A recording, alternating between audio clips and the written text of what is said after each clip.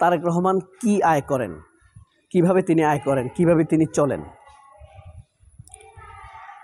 বিএনপির নেতাদের আয় কি, এনসিপির যে দলটি চলে এদের আয় কি, ইনকাম কি, কিভাবে দল চলে, এরকম প্রশ্ন উঠেছে না? উঠেছে। কিন্তু দেখেন আওয়ামী লীগের ইনকাম কি, কিভাবে আওয়ামী লীগ চলে। সজীব ওয়াজেদ জয় গুন্ডা, শেখ হাসিনার খুনি, শেখ হাসিনার ছেলে সজীব ওয়াজেদ জয় কিভাবে চলে, তাদের ইনকাম কি, আওয়ামী লীগের ইনকাম কোথা থেকে আসে, এই প্রশ্ন কি কেউ করেছে? কোনোদিন করেনি। কিন্তু তারেক রহমান কিভাবে চলে, তার ইনকাম কি, এনসিপি কিভাবে চলে, তার ইনকাম কি, কোথা থেকে টাকা আসে, এই প্রশ্ন কিন্তু খালেদ মহিউদ্দিন করেছে। কে? সালমান এফ রহমানের কামলা, চোরা, জাউরা, মাদারচোদ এই প্রশ্ন সে করেছে, খালেদ মহিউদ্দিন। কিন্তু দেখেন আওয়ামী লীগের ব্যাপারে এই বয়ান সে কখনো তোলেনি। এর কারণটা কি? কারণ হলো এ শয়তান আওয়ামী লীগ। সে বহুত কথা বলে, সে ফ্যাসিবাদের বিপক্ষে অবস্থান নিয়েছে, হ্যান ত্যান, অথচ ওই বদমাইশ 24-এর নির্বাচন হয়েছে, আমি ডামি নির্বাচন, সেটার পক্ষে বৈধতা উৎপাদন করেছে। জাহাঙ্গীরনগর বিশ্ববিদ্যালয়ে যে মানিক ধর্ষণ করেছে, সেঞ্চুরি করেছে ধর্ষণের, সেই অপরাধ ঢাকার জন্য সে পর্ব করেছে। আওয়ামী লীগের নেতা কামাল, বিএনপির নেতা এমরান সালেহ প্রিন্সকে নিয়ে পর্ব করেছে জাস্ট 23 সালের নভেম্বর মাসে। দেখেন বাংলাদেশের কোনো মিডিয়া এমন একটি পর্ব করেছে শহীদ প্রেসিডেন্ট জিয়াউর রহমানের সততা নিয়ে? কোনো মিডিয়া টকশো করেছে? একটি টকশো করেনি। একইভাবে খালেদা জিয়ার উপরে যে বাংলাদেশের জুডিশিয়ারি অন্যায় হয়েছে, এটা নিয়ে কি বাংলাদেশের মিডিয়া কোনো টকশো করেছে? কোনো উপস্থাপক, কোনো নিউজ প্রডিউসার একটি পর্ব করেছে? করেনি। এবং বাংলাদেশের জামায়াত ইসলামের উপরে যে জুডিশিয়াল কিলিং হয়েছে, এতগুলো নেতাকে হত্যা করেছে অন্যায়ভাবে, এই বিষয় নিয়ে কি একটি টকশো করেছে এখন পর্যন্ত? ইভেন কি খুনি শেখ হাসিনা পালিয়ে যাওয়ার পরেও কি একটি পর্ব করেছে? কেউ করেনি। মানুষের কেন এই মনে এই প্রশ্ন আসে না?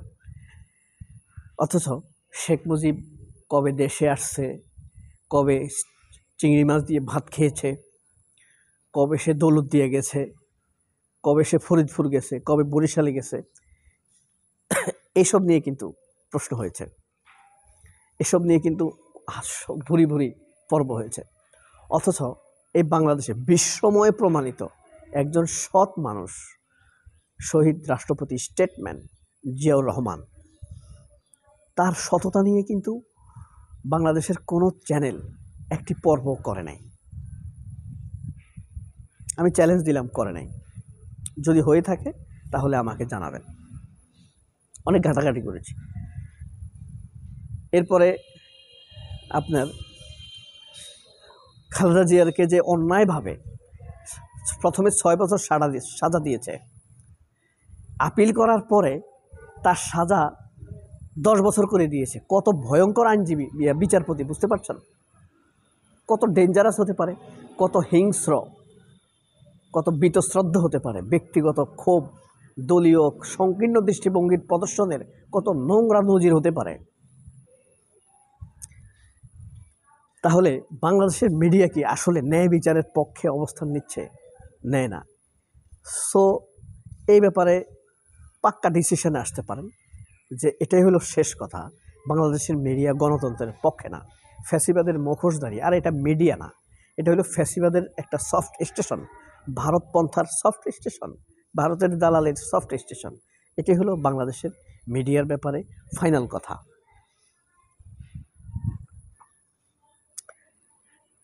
এরপর দেখেন এসব বিষয় নিয়ে আওয়ামী লীগ তো ভারতের শক্তি, এটা আমরা জানি, কিন্তু আওয়ামী লীগের বিকল্প হিসেবে মানুষ বারবার, 2বার, 3বার বিএনপিকে সুযোগ দিয়েছে। বিএনপি কখনোই আওয়ামী লীগের অপরাধগুলোর বিচার করেনি, বরং তারা নিজেদের টিকে থাকার জন্য হোক, নিজেদের দুর্বলতার কারণে হোক, লোভী হওয়ার কারণে হোক, অর্থ কামানোর কারণে হোক, আওয়ামী লীগের সাথে আঁতাত করেই, ক্ষমতায় থেকেও আওয়ামী লীগের সাথে, ভারতের সাথে আঁতাত করেই তারা লামসামভাবে দেশ চালিয়েছে। কিন্তু তাদেরকে মানুষ ভোট দিয়েছে আওয়ামী লীগের বিকল্প হিসাবে আওয়ামী লীগের বিচার করার জন্য। কিন্তু এখন পর্যন্ত বিএনপি সেই নেই বিচারের কোনো ধারা আমাদের সামনে স্পষ্ট কথা বলেনি। শেখ হাসিনার বিচার করবে এ কথা বলেনি, 28 আগস্টের বিচার করবে এ কথা বলেনি, জুডিশিয়াল কিলিংয়ের বিচার করবে এ কথা বলেনি।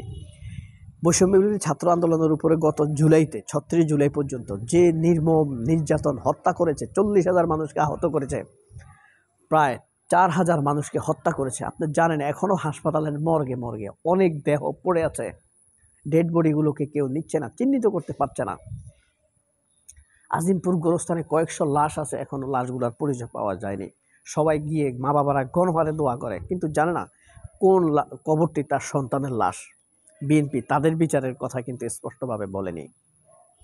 তাহলে দেখেন, বিএনপির উপরে এত অত্যাচার হলো, এত নির্যাতন হলো, তারা ন্যায় বিচারের ভোকাল সৃষ্টি করছে না। তারা মিডিয়াগুলোকে ন্যায়ের পক্ষে পরিচালনা করার জন্য কোনো ভূমিকা রাখতে পারছে না। এই ভিডিওটি তারেক রহমানের কাছে আমার খোলা সিটি হিসাবে বা খোলা বার্তা হিসাবে, এটা তো আর লিখিত না, এটা বক্তব্য, খোলা বার্তা হিসাবে আমার কাছে থাকলো। আপনাদের যদি সুযোগ থাকে, আপনারা মনে করেন এগুলো তার কাছে পৌঁছানো উচিত, তাহলে অবশ্যই শেয়ার দিবেন, ছড়িয়ে দেবার চেষ্টা করবেন, যাতে করে শুনে। কারণ কি, তারেকদের কাছে মানুষ কি শুনতে চায়? মানুষ আত্মবিশ্বাসী হতে চায়। হ্যাঁ, তারেক রহমান ক্ষমতায় আসলে এই কাজগুলো করবে, তারা সব করবে, আওয়ামী লীগের বিচার করবে না। কারণ কি, সন্দেহ তো আপনার আসে। 75-এ শেখ মুজিবের মৃত্যুর পর সেই ফ্যাসিবাদকে ফিরিয়ে এনেছিল কে? এই প্রেসিডেন্ট জিয়াউর রহমান। তার জীবনে যদি সবগুলো ভালো কাজও থাকে, একটি হলো খারাপ কাজ, হাসিনাকে ফিরিয়ে আনা, ফ্যাসিবাদকে ফিরিয়ে আনা। এর জন্য ইতিহাস তাকে দায়ী করবে। 2000 সালে ক্ষমতায় এসে খালেদা জিয়ার উচিত ছিল শেখ হাসিনার অন্যায়গুলোর বিচার করা। অসহযোগ আন্দোলন, গণজাগরণ মঞ্চ, প্রশাসন কর্তৃক সরকারকে অসহযোগিতা, এসবের বিচার করা উচিত ছিল। কিন্তু দেখেন, এটা তারা করেনি। এবং তাদের ভিতরে এইভাবে তাদের এই সুযোগ নিয়ে ধীরে ধীরে দেশ বিরোধীরা ঘাপটি মেরে বসে আছে। ফখরুল ইসলাম কোনোদিন জিয়াউর রহমানকে ব্র্যান্ডিং করার ব্যাপারে, জিয়াউর রহমানের সততার ব্র্যান্ডিং করার ব্যাপারে কোনো উদ্যোগ নিয়েছে? নেয়নি। বিএনপির সংস্কৃতি বিভাগ কী করেছে? তারেক রহমানকে শেষ করে দিয়েছে। এই প্রথম আলো, জনকণ্ঠ, আজকের কাগজ। কিন্তু তারেক রহমানের ইমেজ পুনরুদ্ধারে মির্জা ফখরুল বা বিএনপির সংস্কৃতি বিভাগ কোনো উদ্যোগ নেয়নি। সুতরাং আমরা বিএনপির উপরে ভরসা আসে না মন থেকে। এ কারণে মানুষ বলে বিকল্প চাই। বিএনপিকেও দিয়ে দেখেছি, আওয়ামী লীগকেও দিয়ে দেখেছি, তারা সুযোগ পেয়েছে, আল্লাহ তাআলা তাদেরকে সুযোগ দিয়েছে। এবার আমরা নতুন কোনো শক্তিকে দিব, যা করে আল্লাহ প্রতীক হবে দাঁড়িপাল্লা, এই চিন্তা করছে সবাই। তাহলে বাংলাদেশের মিডিয়া না, এটাই হলো একটা ফ্যাসিবাদের সফট ক্যান্টনমেন্ট। মিডিয়া কখনোই জিয়ার সততা ছিল, জিয়ার সৎ ছিলেন এমন একটি পর্ব করেনি। সবাই অনেক ভালো থাকবেন। আল্লাহ হাফেজ। আসসালামু আলাইকুম।